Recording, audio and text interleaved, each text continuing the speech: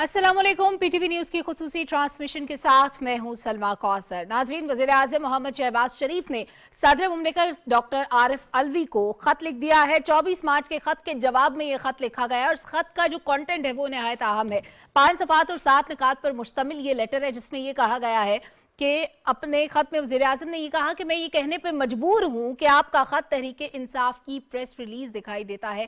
सदर मुमलिकत के खत के जवाब में वज़ीर-ए-आज़म मोहम्मद शहबाज शरीफ का कहना है कि आपका खत यकतरफा हुकूमत के मुखालिफ ख्यालात का हामिल है, जिनका खुल्लम खुला इजहार आप करते हैं। आपका खत सदर के आईनी मनसब का आयनादार नहीं है। इसके अलावा वज़ीर-ए-आज़म ने यह भी कहा अपने जवाबी खत में कि 3 अप्रैल 2022 को आपने कौमी असम्बली की तहलील करके साबिक वज़ीर-ए-आज़म की गैर आईनी हिदायत पर अमल किया। और इसके अलावा अगर इस खत को समराइज करके मैं आपके सामने रखूं तो वज़ीर-ए-आज़म मोहम्मद शहबाज शरीफ ने यह भी कहा कि पीटीआई के कारकुनों की जानिब से जितने गैर आईनी इकदाम किए गए उन पर भी सदर मुमलिकत खामोश रहे। और इसके अलावा एक रिपोर्ट आई थी ह्यूमन राइट्स वॉच की सालाना रिपोर्ट 2022 की, उसमें यह कहा गया था कि उस वक्त पीटीआई की हुकूमत थी, जिसमें कहा गया था कि रिपोर्ट के मुताबिक हुकूमत मीडिया कंट्रोल की कोशिश कर रही है, इख्तलाफ राय को कुचल रही है और रिपोर्ट में सहाफ़ियों, सिविल सोसाइटी, सियासी मुखालिफिन को हिरासत करने, कैदोबंद की तमाम जो सहूबतें थी उनके बारे में भी तफसील दर्ज है इस रिपोर्ट के अकॉर्डिंग।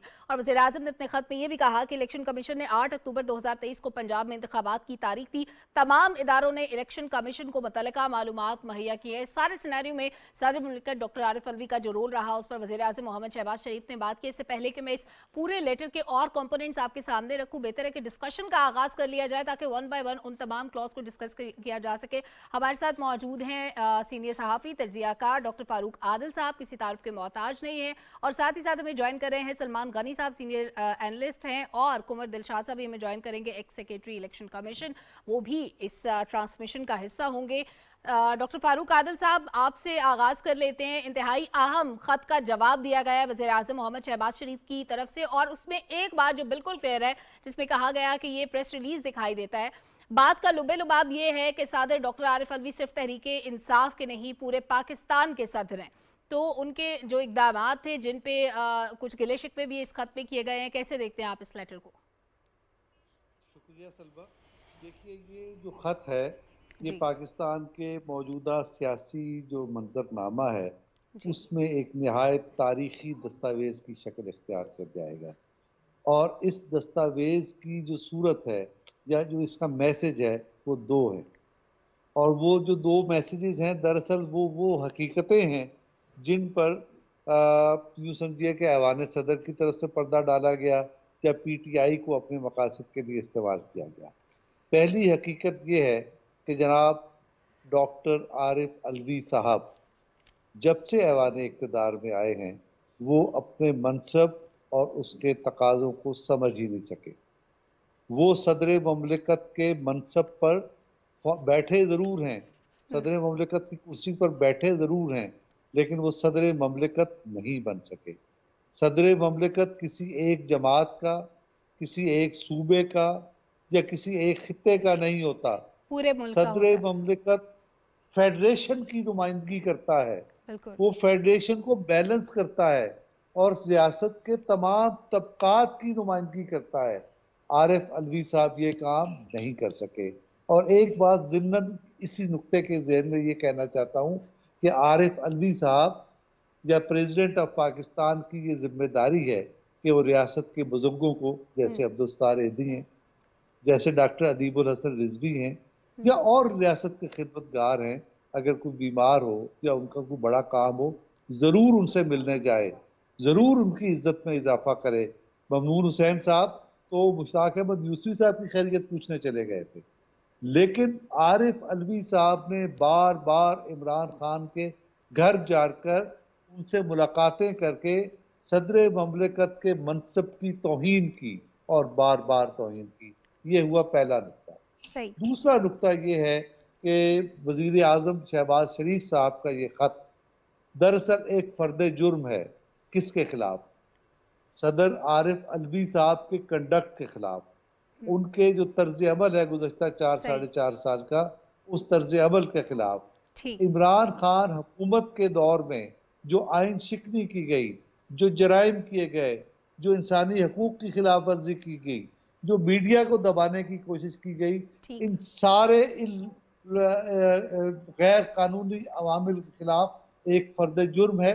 इसीलिए मैं ये कहता हूँ कि ये जो खत है ये तारीख में एक शानदार दस्तावेज के तौर पे याद रखा जाएगा और जमहूरियत पसंद इससे सबक लेते। और यही वजह है कि वज़ीर-ए-आज़म ने अपने लेटर में ये भी लिखा कि ये सब कुछ डॉक्यूमेंट करने का मतलब ये है कि ये हमारे फिर तारीख का हिस्सा बन जाए और ये बात ऑन रिकॉर्ड आ जाए कि किस तरह से कंडक्ट रहा सदर मुमलिकत का और किस तरह से वो लोग जो कानून की खिलाफ वर्जियाँ करते रहे उनको तहफ़्फ़ुज़ दिया जाता रहा।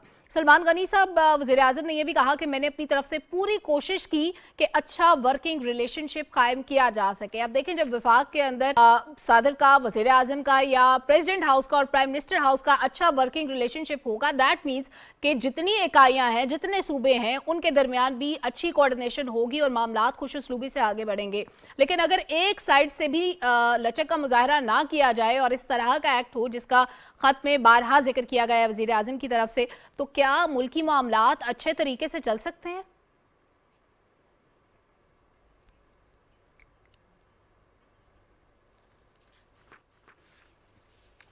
जी शुक्रिया सलमा। देखें, बात ये कि प्राइम मिनिस्टर शहबाज शरीफ ये ख़त लिखने पे क्यों मजबूर हुए, बुनियादी बात ये है। और प्राइम मिनिस्टर शहबाज शरीफ पाकिस्तान के अंदर आइनी तब्दीली के नतीजे में बरसे इक़्तिदार आए थे और उस आइनी तब्दीली के अमल में भी सदर साहब बाकायदा फरीक थे।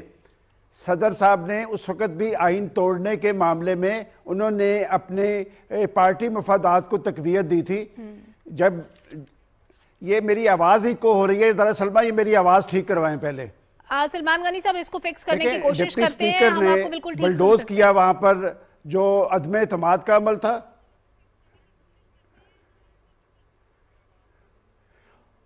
और 5 मिनट के अंदर सदर साहब ने उस वक़्त के प्राइम मिनिस्टर की डायरेक्शन पे असम्बली को तोड़ दिया और इस असम्बली को खुद पाकिस्तान की अदालत उज़्मा ने बहाल किया था।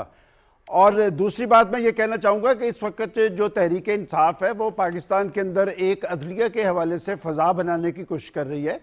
तो मुझे ये कहने दीजिए कि उस वक्त हमारी सुप्रीम कोर्ट के एक मुअज़्ज़ज़ जज जस्टिस काजी फ़ायज़ ईसा के ख़िलाफ़ जो रेफरेंस आया था, जो इन्हीं सदर मुमलिकत ने भिजवाया था और बाद अज़ां इस रेफरेंस को उन्हें वापस लेना पड़ा।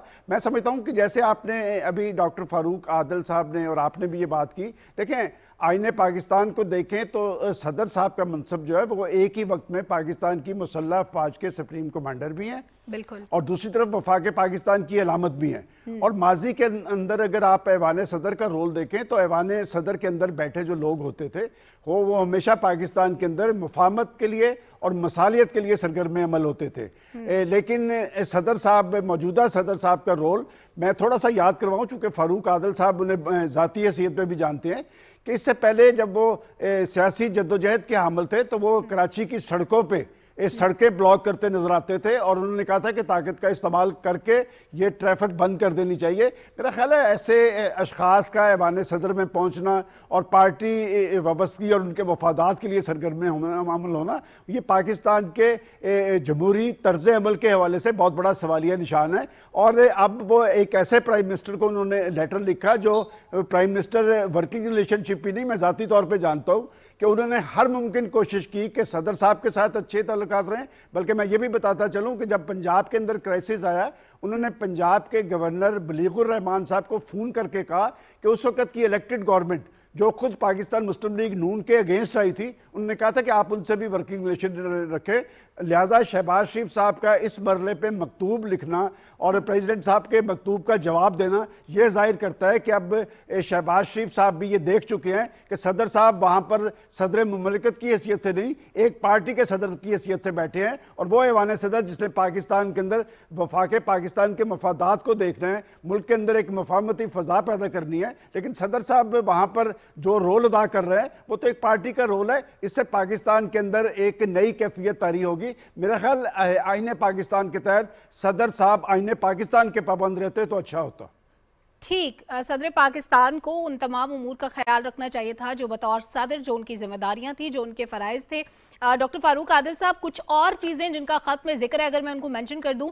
वज़ीर-ए-आज़म मोहम्मद शहबाज शरीफ ने कहा है कि पीटीआई की तरफ से मुल्क को माशी डिफ़ाल्ट के किनारे लाने की कोशिश की गई जिसको आपने नजरअंदाज किया। पीटीआई की वजह से आइन, इंसानी हुकूक, जमहूरियत के मुस्तकबिल से मुतालिक पाकिस्तान की आलमी साख को नुकसान पहुंचा और बतौर सदर एक बार भी इमरान खान के अदालती हुक्म अदूली और तामील कराने वालों पर हमलों की मजम्मत आपने नहीं की, एक बात। और दूसरा जो जिक्र किया वज़ीर-ए-आज़म मोहम्मद शहबाज शरीफ ने, उन्होंने कहा कि रुकने कौमी असम्बली राना सनाउल्लाह पर मनशियात का झूठा मुकदमा बनाया गया जिसकी सजा मौत है।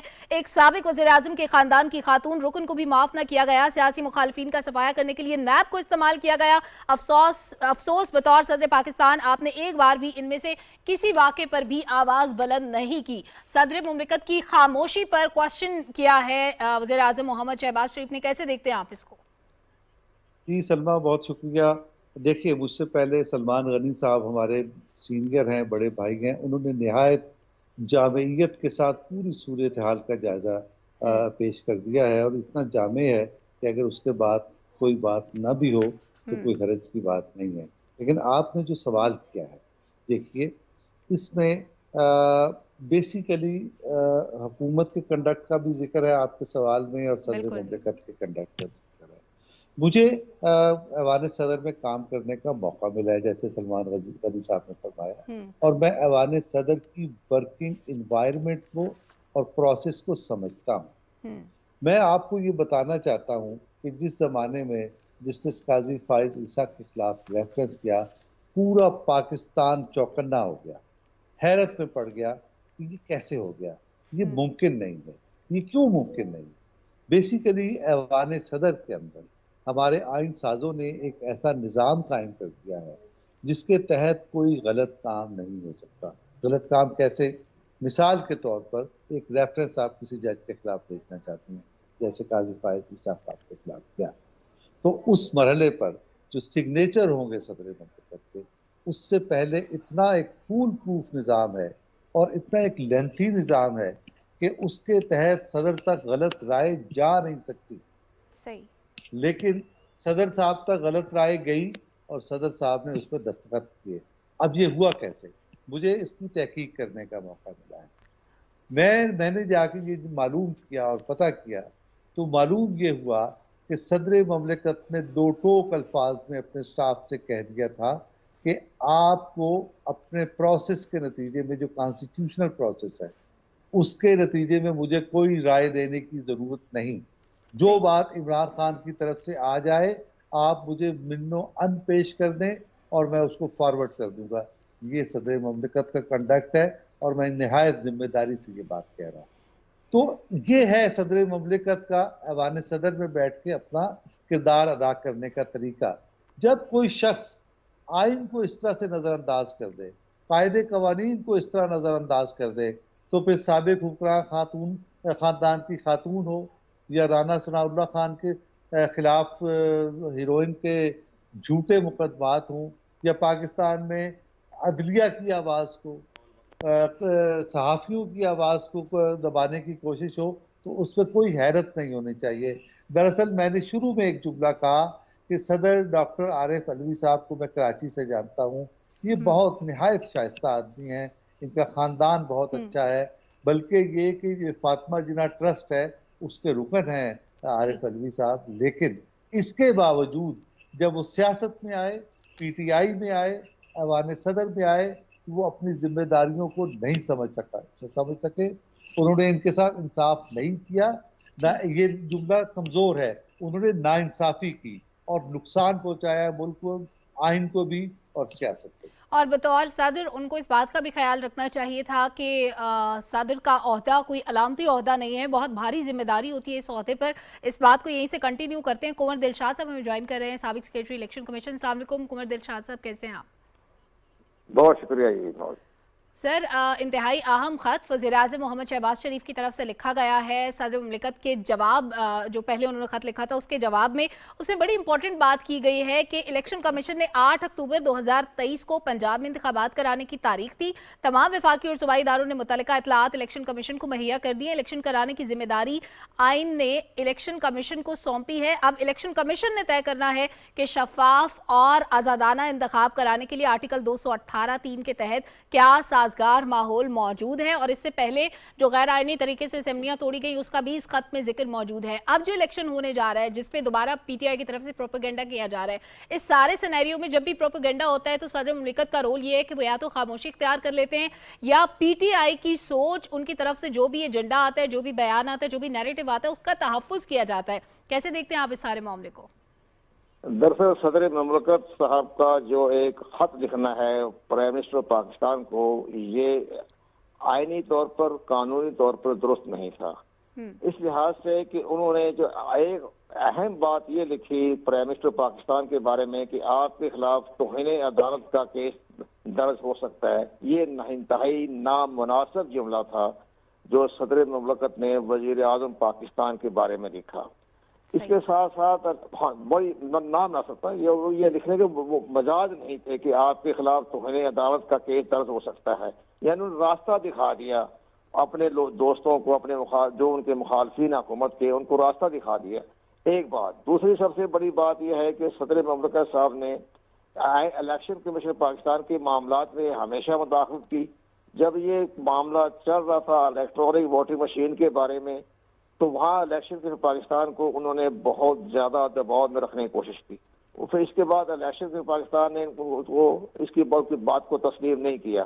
तीसरी बड़ी अहम बात यह कि वजीर आजम को जो खत लिखा गया, तो मैंने सारा खत पढ़ा है, उन्होंने आधा कॉन्स्टिट्यूशन की आर्टिकल लगा दिए हैं जिसका कोई ताल्लुक नहीं। मसलन उनका आर्टिकल 2A वो करारदाद मकासद है, उस पर आज तक अमल दरामद नहीं हुआ। आर्टिकल 3 पाकिस्तान को वेलफेयर स्टेट बनाने का जिक्र है, उस पर आज तक जिक्र नहीं किया। आर्टिकल 4 जो है वो भी इससे रेलिवेंट नहीं है। Article 9, 10A। फिर इसके बाद सबसे बड़ी अहम बात ये है कि आर्टिकल 17 का जिक्र किया है कि पार्टी बन, देखो आर्टिकल 17 किया जाए तो पार्टी कारगर भी करार दी जा सकती है ना, उसका भी जिक्र उन्होंने कर दिया बिला वजह। इसके पर आर्टिकल 19A, फिर 25, इसके बाद 204 का हवाला देकर सदर मुमलिकत ने प्राइम मिनिस्टर साहब को चार्जशीट कर दिया कि आपके खिलाफ तौहीन अदालत का केस दर्ज हो सकता है। इसी तरह इसी लेकर जब सबसे बड़ी अहम बात ये हुई कि सदर मुमलिकत ने अपने ओहदे की जिम्मेदारी पूरी नहीं की, ये तो हमें नजर आ रहा था। उन्होंने हलफ नहीं उठाया, वज़रा से नहीं लिया, वो भी उन्होंने इनकार किया। इसके बाद जितने भी पार्लियामेंट ने सेशन ने बिल पास किए वो उन्होंने दस्तखत नहीं किए, तो ज्वाइंट सेशन के जरिए बिल पास किए गए। तो एक तो बड़ी अहम बात, एक बड़ी अहम बात मैं ये कहूंगा जिस पे कि सदर मुमलिकत का वो हम दुरुस्त समझते हैं, उन्होंने आर्टिकल 46 का जिक्र किया। आर्टिकल 46 के तहत वजीर आजम की ये फराइज में शामिल है कि वो अहम इशूज पर प्रेसिडेंट पाकिस्तान को एतमाद में लें। यहाँ अपने नवाज शरीफ साहब थे, अपनी मसरूफियत की वजह से शायद मुलाकात नहीं कर सके, लेकिन उसका हाल ये था कि सदर मुमलिकत खत लिखने की बजाय सदर मुमलिकत प्राइम मिनिस्टर साहब को मदऊ करते और वहाँ तमाम बातें खुल के बातें करते, जनाब आपसे यहाँ कोताहियां हो रही हैं, यहाँ आपने मुझ पर मुझे एतमाद में नहीं लिया। ये सारी बातें वहाँ बैठ के हो जाती। खत लिखने से उन्होंने एक भाजराई का तस्वर दे दिया। लेकिन जहाँ तक हमारे दोस्त आदिल ने बात की है, मैं एक और बात आपकी खिदमत में पेश करूँ कि सदर मुमलिकत का बहुत बड़ा खानदान है, वसी खानदान है। इनके जो वालिद साहब की बड़ी खिदमत है, इनके वालिद साहब की वो शख्सियत है कि जब मौलवी तमीजुद्दीन ने जो असेंबली डिसॉल्व की जनरल गुलाम अपने गवर्नर जनरल गुलाम मोहम्मद ने, तो उसके खिलाफ जो सुप्रीम कोर्ट में हाई कोर्ट जा रहे थे मौलवी तमीजुद्दीन, तो उसका खर्चा जो था 10,000 रुपए वकील फीस का, वो इनके वालिद साहब ने दिया था। यानी कि इनका घराना तो बड़ा जमहूरी घराना है और बुरे वक्त में मौलवी तमीजुद्दीन डिप्टी स्पीकर को 10,000 रुपए दिए थे। और तारीख का हिस्सा है, खुद रक्शे में बैठ के गए थे, हाई कोर्ट तक गए थे। तो मैं ये समझ रहा था कि एक इमरान खान का चेयरमैन पार्टी का है, इधर प्राइम मिनिस्टर साहब अब chief of the army staff का तकर्र करते हैं, तो जहाज में बैठकर वो जहाज चले जाते हैं। वो भी तो फिर आर्टिकल 243 की खिलाफ वर्जी की ना उन्होंने। जब वजीर आजम साहब ने आज chief of the army staff का अपने रिकमेंडेशन भिजवा दी, सिफारिशात भिजवा दी, एडवाइस भिजवा दी, तो दस्तखत कर देते। उस फाइल को लेकर जमान पार क्यों गए थे वहाँ? तो ये भी तो एक उन्होंने अपने ओहदे से जायज फायदा उठाया ना। तो चेयरमैन का क्या ताल्लुक है, पार्टी के चेयरमैन का क्या ताल्लुक है? हुकूमत की पॉलिसी पड़ रही है, एडवाइस आ रहा है, दस्तखत कर देते। वहाँ भी मशवरा किया। ये सारी बातें जो थी वो दुरुस्त नहीं थी, वो वन साइडेड चलते रहे। تو ہمارے اب میں اس لحاظ سے مجھے بڑا افسوس ہوا، لیکن انتہائی چونکہ صدر صاحب جہاندیدہ سیاستدان بھی ہے، مدبر سیاستدان بھی ہے، لیکن خط لکھنے میں انہوں نے جلد بازی کی، عزل کیا، اور آئین کی جن آرٹیکل کا حوالہ دیا وہ اس سے مطابقت نہیں رکھتے تھے۔ ٹھیک، صدر مملکت جہاندیدہ سیاستدان ہونے کے ساتھ ساتھ قانونی معاملات کو بھی بڑے اچھے سے سمجھتے ہیں کنور دلشاد صاحب، لیکن الیکشن کمیشن نے 8 اکتوبر 2023 کو پنجاب انتخابات کرانے کی جو تاریخ تھی، ظاہر ہے سپریم کورٹ نے یہ ٹاسک کیا تھا کہ الیکشن کمیشن یہ طے کرے گا کہ کب الیکشن ہونا ہے۔ اب اس کے لیے 3 چیزیں امپورٹنٹ ہیں جن سے قطع نظر نہیں کیا جا سکتا، ایک تو سیکیورٹی، پھر بجٹ اور سینسز۔ ان 3 چیزوں کے بغیر اگر الیکشن ہوتا بھی، اکتوبر سے پہلے بھی ہوتا، تو شاید تحریک انصاف کی طرف سے کئی سوالات بھی اٹھائے جاتے، دوبارہ سے ایک دھما چوکڑی مچائی جاتی اور دوبارہ ری الیکشن کے پروسیس میں عوام کا پیسہ برباد کیا جاتا۔ اب اگر پی ٹی آئی اس بات پہ آنے کو تیار نہیں ہے یا اس ڈیٹ کو ایکسیپٹ کرنے کو تیار نہیں ہے اور صدر مملکت ان کے نیریٹو کو شہ دیتے ہیں، اس کو تحفظ دیتے ہیں، کہتے ہیں کہ ٹھیک ہے جو پی ٹی آئی کہہ رہی ہے اسی طرح ہوگا، ان کے کہے ہوئے وقت کے مطابق انتخابات ہوں گے، پروسیس کیسے آگے چلے گا؟ اگر الیکشن کمیشن کو کام نہیں کرنے دیا جائے گا، اگر ان کی طرف سے جو ڈیٹ دی جا رہی ہے یا جو حقائق کو دیکھ کے ایک ڈیسیجن لیا گیا، اگر اس ڈیسیجن کو یہ لوگ فالو نہیں کریں گے جو جیسے صدر مملکت ہیں یا پی ٹی آئی اپوزیشن کی ایک بڑی پارٹی ہے، اگر وہ ایکسیپٹ نہیں کرے گی تو پھر قانونی معاملات کس طرح سے آگے بڑھیں گے؟ دیکھیں، صدر مملکت کو کے حوالے جو آپ نے بات کہی ہے، الیکشن کمیشن پاکستان آئین کے آرٹیکل 219 کے تحت خود مختار ہے الیکشن کو کنڈکٹ کرنا، الیکشن کا انعقاد کرنا، الیکشن کی تاریخ دینا اور الیکشن کے حالات کو بہتر سمجھنا، وہ الیکشن کے پاکستان کے اختیارات ہے آرٹیکل 219، اور آرٹیکل 219 کے تحت کوئی ادارہ جو ہے الیکشن کمیشن پاکستان کے معاملات میں مداخلت نہیں کر سکتا۔ اب میں یہ حیرانگی کی بات یہ ہو رہی ہے کہ اس کی اسی طرح آرٹیکل 218 کا 3 وہ بھی آپ نے حوالہ دیا، لیکن سب سے بڑی اہم بات یہ ہے کہ الیکشن کمیشن پاکستان نے حکومت پاکستان کے تمام سٹیک ہولڈروں سے مشاورت کی، اور اس میں سب سے بڑی اہم جو تھی بریفنگ وہ ملٹری آپریشن کے ڈائریکٹر جنرل کی تھی۔ جب ملٹری آپریشن کے ڈائریکٹر جنرل جو ایک انتہائی ایک پاکستان کی فوج کے اسٹریٹجی کے سربراہ ہیں، وہ یہ کہے کہ جی میں آپ کو 3.5 لاکھ کا عملہ پرووائڈ نہیں کر سکتا، ان حالات کے تحت پولیس اسٹیشنوں کے عملے کی حفاظت کیسے کرے گی؟ 9 لاکھ کا اسٹاف ہے پولیس اسٹیشن پر، دونوں صوبوں میں 9 لاکھ کا، اور 67,000 پولیس اسٹیشن ہیں، ان سب کا انتظام کرنا، دیکھنا، اس پر انہوں نے کہا کہ ہم آپ کو سیکورٹی پرووائڈ نہیں کر سکتے۔ جب آپ سیکورٹی پرووائڈ نہیں کر سکتے تو پھر الیکشن کیسے کروائیں گے؟ شفاف الیکشن کیسے کروائیں گے؟ تو پولیس اسٹیشن پر ایسے ہی قبضہ ہو جائے گا نا، جیسے زما پارک میں آپ نے تماشا دیکھا، یا جوڈیشل کمیشن میں آپ نے دیکھا، جوڈیشل کمپلیکس میں جس ہنگامے آرائی ہوئی، 4,000 پولیس کے سپاہی ہونے کے باوجود بھی وہ اندر نہیں گئے، عدالت میں پیش نہیں ہو گئے، اتنے ہنگامہ آرائی ہو رہی تھی، تو کیا آپ پولیس اسٹیشن پر قبضہ نہیں ہو جائے گا؟ جب پورے پولیس اسٹیشن پر اس طرح کہ بڑی باتیں سامنے نہیں آ جائے گی؟ اب آپ حیران ہوں گے کہ اس پر عمران خان صاحب ہمیشہ کرٹیسائز کرتے ہیں الیکشن کمیشن پاکستان پر کہ یہ جو آپ کے 17 جولائی کو جو الیکشن ہوئے تھے 20 سیٹوں پر، اگر چیف الیکشن کمشنر اسٹینڈ نہ لیتے تو ان کے آدمی جتھے جو تھے وہ آزاد کشمیر سے اقبال گجر لے کے آ رہا تھا، اور علی گڈھا پور جو تھا وہ ڈیرہ اسماعیل خان سے آ رہا تھا، اور شہباز گل مظفر گڑھ کی طرف سے لے کے آ رہا تھا۔ تو چیف الیکشن کمیشن نے تینوں کو پنجاب بدر کر دیا تھا، تینوں کو۔ یہ تھے حالات، اس کی وجہ سے وہ الیکشن آپ کے ہوئے، لیکن ٹھیک ہے پی ٹی آئی کامیاب ہو گئی، لیکن انتظامات تو الیکشن کمیشن نے کیے، تو الیکشن کمیشن کی تعریف کرنے کے بجائے انہوں نے الیکشن کمیشن کو کرٹیسائز کر دیا، جبکہ چیف جسٹس آف پاکستان نے الیکشن کمیشن کی کارکردگی کی تعریف کی۔ تو میں یہ کہہ رہا ہوں کہ اگر یہ اب بغیر سیکورٹی کے اگر آپ نے پولنگ کروا دی تو پولنگ اسٹیشن پہ قبضہ ہو جائے گا، جیسے ڈسکا پہ قبضہ ہو گیا تھا، 22 پریزائڈنگ آفیسر غائب کر دیے گئے تھے، پولیس وہ دیکھتے رہ گئی، پولیس نے کچھ کام ہی نہیں کیا۔ پولیس اس لحاظ سے یہ معاملہ ڈائریکٹر جنرل ملٹری آپریشن کی بریفنگ سے الیکشن کمیشن نے ڈیٹ ایکسٹینڈ کی، اور ہمیں امید ہے کہ سپریم کورٹ آف پاکستان میں جو ریفر پیش کر دیا گیا، اپیل دائر کر دی گئی ہے، تو وہ ڈائریکٹر جنرل ملٹری آپریشن کی رپورٹ کو مد نظر رکھے گی۔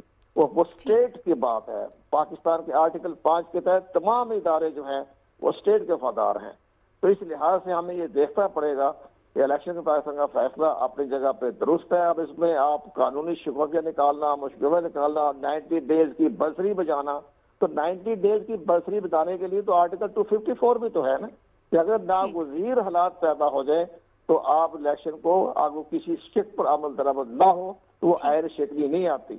یہ تو آئین نے بھی تحفظ دیا ہوا آرٹیکل 254 میں۔ ٹھیک، بہت شکریہ قمر دلشاد صاحب ہمارے ساتھ موجود تھے، آپ نے تبصرہ اور تجزیہ کیا ساری صورتحال پر۔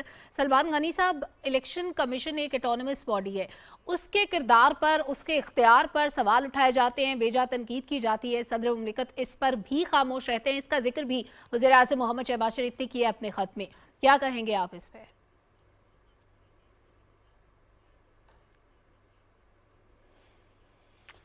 دیکھیں سلمہ، آپ جیسے میں نے پہلے کہا کہ شہباز شریف صاحب جیسا شخص جواب دینے پر کیوں مجبور ہوا کہ جب پاکستان کے اندر آئینی سیاسی تبدیلی ہوئی قومی اسمبلی میں، عدم اعتماد کی تحریک موو کی گئی، تو اس وقت کے پرائم منسٹر رات کو تو بیٹھ کے یہ کہتے تھے کہ میں سپورٹس مین ہوں، میں اس کو فیس کروں گا، اور اگلے دن اس سارے عمل کو بلڈوز کیا گیا اور صدر صاحب اس پہ باقاعدہ فریق تھے، وہ ثابت ہوا اس لیے کہ ڈپٹی سپیکر نے جب معاملات کو بلڈوز کیا، 5 منٹ کے بعد پرائم منسٹر صاحب نے ایک سمری بھیجی اور پریزیڈنٹ صاحب تیار بیٹھے تھے، انہوں نے فوری طور پہ اسمبلی توڑ دی۔ تو میں آپ کو ایک حقیقت بتانا چاہتا ہوں کہ جب صدر صاحب اس سارے معاملے میں فریق ہوئے تو اس وقت کی جو اپوزیشن الائنس تھا، ابھی وہ گورنمنٹ بنی نہیں تھی، تو ان کی ایک میٹنگ ہوئی، انہوں نے کہا کہ جو صدر ایک آئینی معاملے کو بلڈوز کرنے میں باقاعدہ فریق ہے تو ان کا مواخذہ ہونا چاہیے، یہ شخص یہاں پر بیٹھ کے ہمارے لیے خطرناک ہوگا۔ تو اس وقت بھی شہباز شریف صاحب نے ایک لائن لی تھی، انہوں نے کہا کہ آئین پاکستان کے تحت ہم کوئی ایسا عمل نہیں کریں گے جس سے پاکستان کے اندر ایک نئی صورتحال طاری ہو، اور پرائم منسٹر بننے کے بعد بھی جیسے میں نے آپ کو پہلے بتایا کہ انہوں نے ان سے ایک اچھی ورکنگ ریلیشن شپ قائم رکھی۔ اب بات یہ کہ آپ نے الیکشن کمیشن کی بات کی، پاکستان کے اندر آج کی صورتحال کیوں کر طاری ہوئی؟ اس لیے طاری ہوئی نا کہ ایک شخص کو ایک آئینی عمل کے ذریعے اقتدار سے علیحدہ ہونا پڑا، اور اس شخص نے چن کے، دیکھیں اس سے پہلے پاکستان کے اندر ایسی نزیل سلمہ نہیں ملتی کہ آپ اپنی حکومتیں توڑ دیں، آپ اپنی اسمبلیاں توڑ دیں، صرف اپنے اقتدار کے لیے کہ مجھے اقتدار سے باہر رکھا گیا ہے، اور صرف اس شخص کو وہاں پر رہنے دیا گیا ایوان صدر کے اندر، اس لیے کہ اس کو انہوں نے یوٹیلائز کرنا تھا ایک بحرانی اور ہیجانی کیفیت طاری کرنے کے لیے۔ اور اب بھی میں سمجھتا ہوں کہ اس وقت آج کی حکومت کو اور حکمران اتحاد کو اس بارے میں سوچنا چاہیے، کیونکہ ان کے پاس 3-4 ماہ پڑے ہیں، اور یہ 3-4 ماہ کے اندر پھر ایک نئی کیفیت طاری کرنے کی کوشش کریں گے۔ آج جناب صدر کو انسانی حقوق یاد آ گئے اپنے سیاسی کارکنوں کو، جب اسلام آباد کے اندر ہمارے اور فاروق عادل صاحب کے دوستوں کو گرفتار کر کے تشدد کا نشانہ بنایا جا رہا تھا، اغوا کیا جا رہا تھا، کیا ابصار عالم کا کیا قصور تھا؟ مطیع اللہ جان نے کون سی غیر آئینی بات کی تھی؟ اسد علی طور کو گھر سے اٹھا کے کون لے کے گیا تھا؟ اس وقت صدر صاحب کا جو آئینی کردار تھا یا صدر صاحب کا جو اندر بیٹھا سیاسی کارکن تھا وہ حرکت میں کیوں نہیں آیا؟ تو میں سمجھتا ہوں کہ پرائم منسٹر صاحب اگر یہ لیٹر لکھنے پر مجبور ہوئے ہیں تو اس کی بہت بڑی وجہ ہے صدر صاحب جنہوں نے پاکستان کے اندر ایک مصالحت میں، مفاہمت میں ایک رول ادا کرنا تھا، وہ رول ادا کرنے کی بجائے پاکستان کے اندر ایک انتشار، ایک خلفشار، ایک آئینی بحران کے مرتکب ہو رہے ہیں، لہٰذا اس کا نوٹس لیا جانا چاہیے۔ اور جہاں تک الیکشن کی بات ہے، دیکھیں پاکستان کی پولیٹیکل فورسز نے ہمیشہ پاکستان کی عدالت عظمیٰ کی ایک عزت و تکریم کی ہے۔ عدالت عظمیٰ کے فیصلے کے بعد الیکشن کمیشن نے پاکستان پنجاب کے اندر انتخابی عمل کو آگے بڑھانے کے لیے ممکنہ اقدامات کیے، اور پھر جن حکومتی اداروں نے اپنی تحفظات کا اظہار کیا اس کی بنیاد پہ یہ گورنمنٹ آف پاکستان کا فیصلہ نہیں ہے، یہ بنیادی طور پہ الیکشن کمیشن کا ایک فیصلہ ہے۔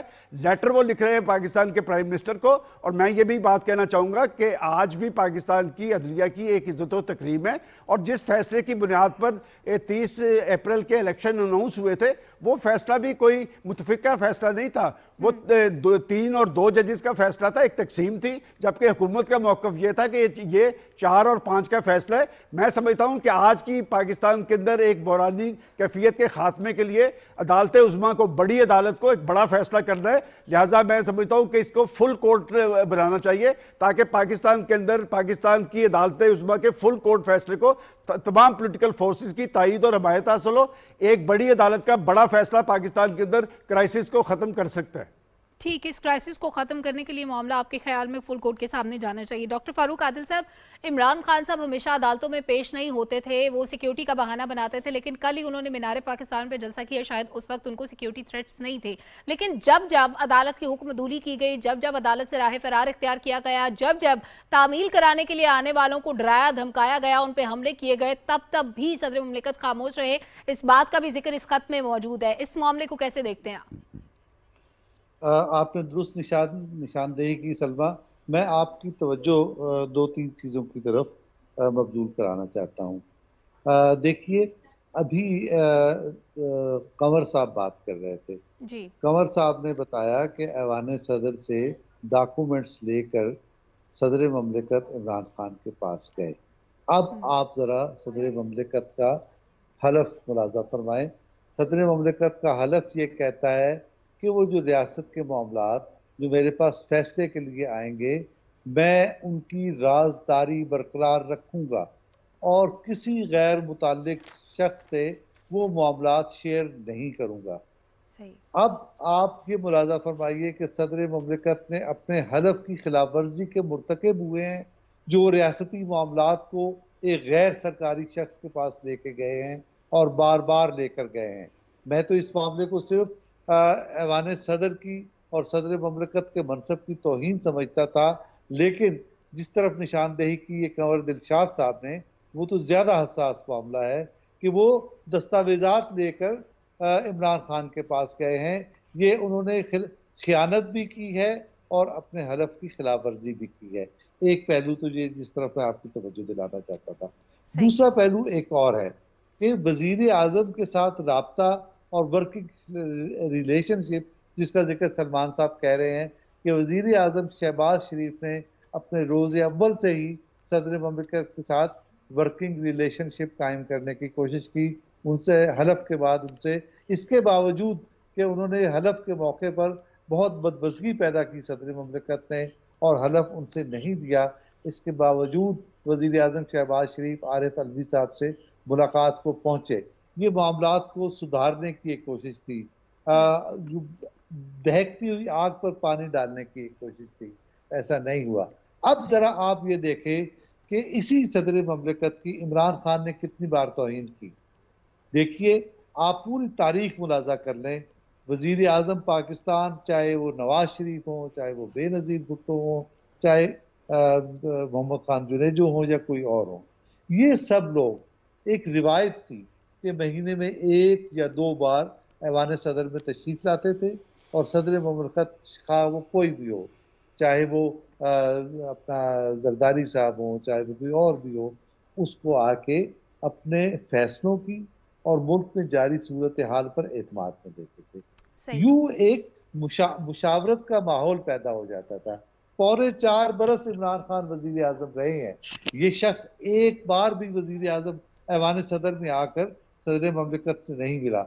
शायद 2 दफ़ा ये शख्स आया, एक उस मौके पर जब एक लंच था, जब सऊदी क्राउन प्रिंस आए हुए थे, और एक कोई और इसी तरह का कोई मौका था।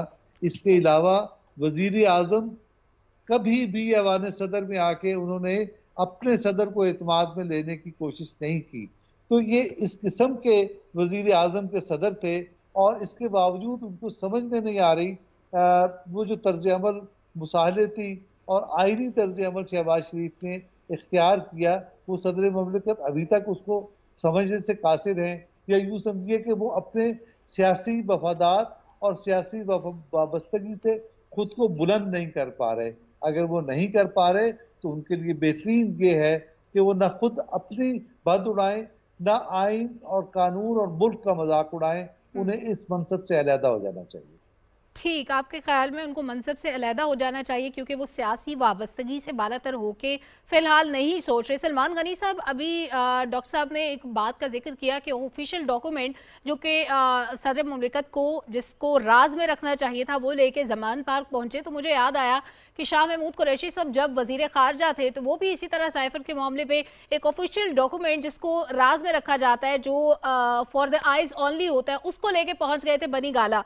गोया तमाम معاملات اس وقت بھی زمان پارک یا بنی گالا سے چلتے تھے، لیکن تب تو وزیر اعظم تھے عمران خان صاحب، کہہ سکتے ہیں کہ چلیں ان کے نالج میں تھی چیزیں. اب تو عمران خان صاحب چیئرمین پی ٹی آئی کے علاوہ کچھ بھی نہیں ہیں، تو کیا اب ایوان صدر کے معاملات زمان پارک سے چلتے ہیں؟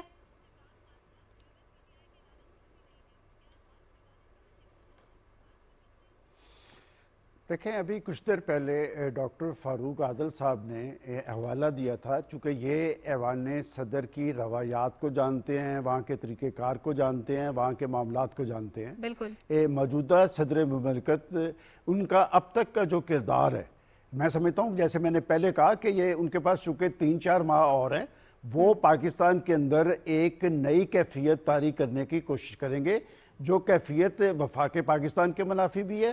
پاکستان کے اندر جمہوری اقدار کے حوالے سے بھی کوئی اچھی کیفیت طاری نہیں ہوگی کہ یہ منصب تو وہ تھا جو ماضی کے اندر، میں حوالہ دیتا چلوں، غلام اسحاق خان صاحب رہے، فاروق لغاری صاحب پیپلز پارٹی کے صدر تھے، پیپلز پارٹی کی طرف سے منتخب ہوئے تھے. جب انہوں نے دیکھا کہ پاکستان کے اندر جمہوری اقدار پامال ہو رہی ہیں، کرپشن اور لوٹ مار کا بازار گرم ہے، تو اس وقت کے صدر نے ایک لائن لی تھی اور اپنی حکومت کو چارج شیٹ کیا تھا. اب جہاں تک یہ بات کی جا رہی، میں ایک اور حوالہ دیتا چلوں. دیکھیں، بات یہ کہ ایوان صدر کی اپنی ایک اہمیت ہے، اور خاص طور پہ موجودہ صدر، وہ تو پارٹی کے صدر کی حیثیت سے کام کر رہے تھے. کیا وہ خود جنرل باجوہ کے پاس نہیں گئے 2 دفعہ کہ جی عمران خان صاحب سے صلح کروانی ہے؟ اور اس کے بعد جب ایوان صدر کے اندر ملاقات ہوئی، ایک شخص جو پاکستان کے ریاستی ادارے کو، حساس اداروں کو ایک دنیا بھر میں جگنسائی کا ذریعہ بنا رہا تھا اپنے ایٹیچیوڈ سے کہ جی یہ میر صادق ہیں، یہ میر جعفر ہیں، یہ جانور ہیں. دیکھیں، پاکستان کی فوج کی ایک عزت و تکریم ہے. پاکستان کے 22 کروڑ عوام بڑے جذباتی ہیں اپنی فوج کے حوالے سے. ایک شخص جو کھلے طور پہ پاکستان کے ریاستی اداروں کو ٹارگٹ کر رہا تھا، اسے ایوان صدر کے اندر بلا کر یہ شخص صلح کی کوشش کروا رہا تھا. اور میں آپ کو یہ بتاتا چلوں کہ وہاں پر بھی اس وقت کے آرمی چیف نے بیٹھ کے ان سے پوچھا کہ جناب یہ آپ میر جعفر اور میر صادق کس کو کہہ رہے تھے؟ کہتا جی یہ تو میں اپوزیشن کے لوگوں کو کہہ رہا تھا کہ نہ ان سے پاکستان کا جمہوری سسٹم محفوظ ہے، اور نہ اس وقت وفاق پاکستان کی علامت کے طور پہ وفاق پاکستان کے مفادات جو ہیں وہ ڈاکٹر عارف الوی صاحب کی وجہ سے میں سمجھتا ہوں کہ محفوظ ہے. لہٰذا اس پہ بیٹھ کر حکمران الائنس کو ایک غور و غوض کرنا چاہیے کہ ایوان صدر جو پاکستان کے اندر وفاق کی علامت ہے، پاکستان کے اندر ایک نئی صورتحال طاری کرنے کی کوشش کر رہا ہے، اس کا کیا کیا جائے. دیکھیں، ان کو اس وقت ہٹایا جا سکتا تھا، لیکن اس وقت بھی سٹینڈ شہباز شریف صاحب نے لیا کہ نہیں، میں ان سے اچھی ریلیشن شپ قائم کروں گا. اس نیچ پہ انہوں نے، میں سمجھتا ہوں کہ یہ وقت کیا ہے کہ جب پاکستان کو اتحاد اور یکجہتی کی ضرورت ہے. آج پاکستان معاشی صورتحال کے حوالے سے جس نیچ پہ کھڑا ہے، کیا اس میں وہ IMF کا معاہدہ شامل نہیں ہے جو اس وقت کی حکومت نے کیا، جو کہتی تھی کہ جی ہم IMF سے رجوع کرنے پہ خودکشی کو ترجیح دیں گے؟ پاکستان کے عوام کو IMF کے ہاتھوں یرغمال بنانے والے شخص کے مفادات کی تکمیل کے لیے اگر صدر مملکت کھڑے ہیں تو بہت بڑا سوالیہ نشان ایوان صدر کے سامنے کھڑا ہے. میں سمجھتا ہوں کہ جو متعلقہ فورسز ہیں، جو متعلقہ ادارے ہیں، ان کو اس ساری صورتحال کا نوٹس لینا چاہیے، اور خاص طور پہ پاکستان کے صدر کے پاس اب بھی موقع ہے کہ وہ اپنے طرز عمل میں تبدیلی لائے، اور کم از کم اس منصب کے جو آئینی تقاضے ہیں وہ پورے کرے. کسی سیاست میں یا کسی معاملے میں فریق بننے کی بجائے وہ اپنے ان کا رول جو ہے وہ ایک آئینی رول ہے، وہ آئینی رول کو پامال کرنے کی کوشش نہ کریں. ٹھیک. ڈاکٹر فاروق عادل صاحب، اس خط کے بعد اب کیا ہوگا؟ آپ کا تجربہ کیا کہتا ہے؟ دیکھیں، اس خط کے بعد جو بنیادی بات ہے، یہ خط کی نیت کو سمجھنے کی ضرورت ہے. جیسے ابھی سلمان غنی صاحب نے فرمایا کہ یہ خط جو ہے کیوں بھیجا گیا. خط اس لیے نہیں بھیجا گیا کہ ملک میں جو ایک سیاسی گہما گہمی یا گرمی یا ایک کشیدگی کی کیفیت ہے، یہ جو آگ بھڑک رہی ہے اس پہ پانی ڈالا جائے. دراصل یہ آگ بھڑکانے کی ایک کوشش ہے. اس کے جواب میں وزیر اعظم صاحب ایک قانونی، آئینی اور حقائق ضرور سامنے لے آئے ہیں، لیکن ہم یہ محسوس کرتے ہیں کہ یہ کشیدگی اس سے بڑھ رہی ہے. میں تو یہی کہوں گا کہ صدر مملکت بہرحال ایک شائستہ آدمی ہے، ان کا بیک گراؤنڈ بہت شائستہ ہے، وہ آئین اور قانون کی روایت پر عمل کرتے ہوئے آگے بڑھتے آئے ہیں. یہ ان کا طرز عمل جو بگڑا ہے، وہ تو کیا کہتے ہیں، اقبال کا شعر ہے کہ یہ شاہی بچہ کرگسوں میں آ کے خراب ہو گیا. یہ تو عمران خان کی صحبت نے ان کو خراب کر دیا، ورنہ ان کا ماضی اچھا تھا. وہ اپنے ماضی کی طرف لوٹ جائیں اور اگر وہ نہیں لوٹ سکتے تو میری رائے یہ ہے کہ صدر مملکت کو اپنا اور اس ملک کے ساتھ وفاداری کا مظاہرہ کرتے ہوئے اور اپنی عزت کو بچانے کے لیے اس منصب سے سٹیپ ڈاؤن کرتے ہیں۔ ٹھیک، سلمان غنی صاحب، اس خط کا آخری جملہ جو آج وزیراعظم محمد شہباز شریف نے لکھا ہے، انہوں نے کہا کہ آپ کو یقین دلاتا ہوں کہ آئینی طور پر منتخب حکومت کو کمزور کرنے کی ہر کوشش ناکام بنائیں گے۔ اب یہ جو آخری جملہ ہے، اس پہ P T I Pakistan Tehreek Insaf کا سٹانس آپ کیا دیکھتے ہیں؟ کیا ان کی اسٹریٹجیز میں کوئی تبدیلی آئے گی جس طرح سے وہ پولیٹیکل چیزوں کو مینیپولیٹ کرنے کی کوشش کر رہے تھے؟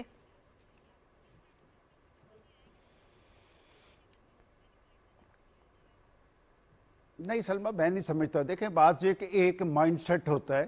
میں طویل عرصے سے میں وہ شخص ہوں جنہوں نے ان کی پہلی افتتاحی پریس کانفرنس جس میں تحریک انصاف بنی تھی اس میں بھی شامل تھا۔ آخر کیا وجہ ہے کہ پاکستان کے اندر 2 دہائیوں سے ہونے والے انتخابات میں وہ ہر انتخاب کو دھونس اور دھاندلی کا ذریعہ کہتے ہیں؟ وہ ایک سیٹ بھی جس طرح آئی تھی، میں ذاتی طور پہ جانتا ہوں کہ کیا وہ الیکشن جیتے تھے یا ہارے تھے اور کس نے جتوایا تھا، لیکن 2018 کا الیکشن جس کے نتیجے میں وہ برس اقتدار آئے وہ ٹھیک ہے، جس کے بارے میں ساری دنیا کو پتا ہے، پاکستان کے 22 کروڑ عوام کو پتا ہے، اور خود وہ یہ کہتے ہیں کہ جی مجھے کس نے لایا؟ جنرل باجوہ پاکستان کے اندر سب سے بڑے جمہوریت پسند فوجی سربراہ تھے، انہوں نے ہماری حکومت کو کھڑا کیا، آگے چلایا۔ وہ بات ایک اس شخص کے ساتھ انہوں نے کیا کی، ان کی ایک پوری تاریخ ہے، اور میں اب بھی سمجھتا ہوں کہ ان سے کوئی خیر کی توقع نہیں رکھنی چاہیے۔ جو شخص خود کو اقتدار سے بے دخل ہونے کے بعد اپنی حکومتوں کے در پہ ہو، اپنی حکومتیں توڑ دے، اپنی اسمبلیاں توڑ دے، وہ پاکستان کے اندر ایک ہنگامی اور ہیجانی کیفیت طاری کرنے پہ مصر ہے۔ میں سمجھتا ہوں کہ اس ساری صورتحال کے اندر ضرورت اس امر کی ہے کہ پاکستان کے بڑے بیٹھ کر، جیسے میں نے ابھی سپریم کورٹ کا کہا ہے کہ سپریم کورٹ کی آج بھی ایک عزت و تکریم ہے، لہٰذا سپریم کورٹ ایک رہنما کا رول ادا کرے، اور پاکستان کے اندر ایک دیکھیں، میں وہ آدمی جو پہلے روز سے کہتا تھا کہ پاکستان میں 2 انتخابات نہیں ہوں گے، ایک انتخاب ہوگا، کہ اس شخص نے وہاں پر ایک ایسی صورتحال طاری کی جس میں پاکستان کے اندر ایک ہنگامہ برپا ہو جائے۔ اور اس کی سب سے خطرناک پہلو سلمہ جو میں دیکھتا ہوں، دیکھیں الیکشن کے نتیجے میں کوئی مسند اقتدار پہ پہنچ جاتا ہے، کوئی اپوزیشن پہ پہنچ جاتا ہے، اس انتشار، خلفشار، محاذرائی تناؤ اور ٹکراؤ کی کیفیت کا سب سے زیادہ جو نقصان ہوا ہے کسی کی پولیٹیکل فورس کو نہیں ہوا، پاکستان کو ہوا ہے، پاکستان کی معیشت کو ہوا ہے، پاکستان کے 22 کروڑ عوام کو ہوا ہے جو مہنگائی کی آگ میں جل رہے ہیں، لیکن اس شخص کا ایک ذاتی ایجنڈا ہے، اس ذاتی ایجنڈے کی تکمیل کے لیے وہ پاکستان کے اندر فس کریٹ کرنا چاہتا ہے۔ اس کا نوٹس پاکستان کے عوام کو لینا چاہیے۔ دوسروں کو چور اور ڈاکو کہہ کے کیا وہ خود پیر صاحب ہے؟ اور میں آپ کو پورے یقین سے کہتا ہوں کہ 4 سال تک پنجاب کے اندر جس شخص کو چیف منسٹر مسلط کیا گیا اور جہاں پر جو لوٹ مار کا بازار گرم رہا ہے، اس سے پہلے پاکستان کی سیاست میں اس طرح کی نظیر نہیں ملتی تھی۔ لوگوں کو چور اور ڈاکو قرار دینا اور خود پیر صاحب بن کے رہنا، پیر صاحب وہ نہیں ہیں۔ بات یہ کہ یہ آج کورٹس کی بات کر رہے ہیں کہ کورٹس کے ساتھ کھڑے ہوں گے، آپ نے کورٹ پر جناب عمران خان صاحب اثر انداز ہونے کی کوشش کی ہے، اور آپ کے اس طرز عمل کی وجہ سے دیکھیں پاکستان کے ریاستی ادارے دفاعی محاذ پر آئے، آپ کے غیر ذمہ طرز عمل کی وجہ سے آپ نے کورٹ پر بھی اثر انداز ہونے کی کوشش کی ہے، وہاں پر آپ لاٹھ برداروں کو لے کے آئے۔ جوڈیشل کمپلیکس اسلام آباد کے اندر کیا ہوتا رہا؟ کیا اس سے پہلے اس طرح کی نظیر موجود ہے؟ اور اگر یہ نظیر آپ قائم کر رہے ہیں تو آنے والے وقت کے اندر دیگر سیاسی قائدین پر اگر مقدمات قائم ہوں گے اور وہ بھی اسی طرح کی چڑھائی کریں گے تو پاکستان کی ریاست کیا ایک ذمہ دار ریاست ہوگی؟ پاکستان ایک نیوکلیئر ملک ہے۔ آج ضرورت اس امر کی ہے کہ پاکستان کے اندر سیاسی استحکام قائم ہو، سیاسی استحکام کے نتیجے میں ہی معاشی استحکام قائم ہوگا، لیکن ایک مائنڈ سیٹ پاکستان کے سیاسی استحکام اور معاشی استحکام کے در پہ ہے۔ پاکستان کے عوام کو اس کا نوٹس لیا جانا چاہیے۔ ٹھیک، بہت شکریہ سلمان غنی صاحب، ڈاکٹر فاروق عادل صاحب، آپ نے قیمتی وقت دیا، صورتحال کا انالیسس کیا، اور بلا شبہ سیاست میں ہمیشہ افہام و تفہیم اور مفاہمت کے راستے کھلے رہتے ہیں، ہر بار ایک نئی شروعات کے لیے وقت موجود ہوتا ہے۔ اب تک کے لیے اتنا، اجازت دیجیے، اللہ حافظ۔